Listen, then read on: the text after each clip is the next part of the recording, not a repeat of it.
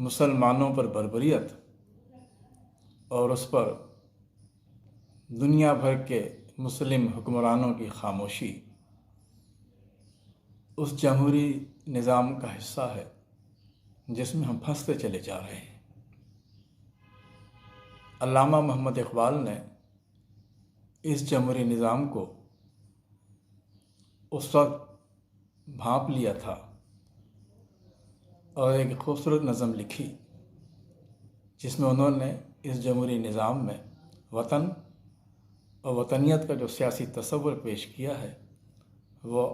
آپ کی نظر ہے۔ اس دور میں جام اور ہے، میں اور ہے، جم اور،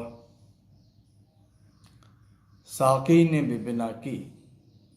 اپنی لطف ستم اور، تہذیب کے آذر نے ترشوائے صنم اور، مسلم نے بھی تعمیر کیا اپنا حرم اور، مسلم نے بھی تعمیر کیا اپنا حرم اور، ان تازہ خداؤں میں بڑا سب سے وطن ہے، ان تازہ خداؤں میں بڑا سب سے وطن ہے، جو پیرہن ہے اس کا وہ مذہب کا کفن ہے۔ گفتار سیاست میں وطن اور ہی کچھ ہے، گفتار سیاست میں وطن اور ہی کچھ ہے، ارشاد نبوت میں وطن اور ہی کچھ ہے۔ اقوام جہاں میں ہے رقابت تو اسی سے، اقوام جہاں میں ہے تو رقابت اسی سے، تسخیر ہے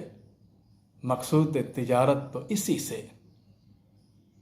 خالی ہے صداقت سے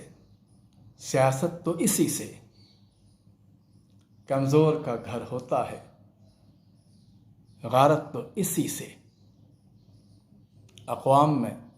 مخلوق خدا بڑھتی ہے اس سے، قومیت اسلام کی جڑ کٹتی ہے اس سے۔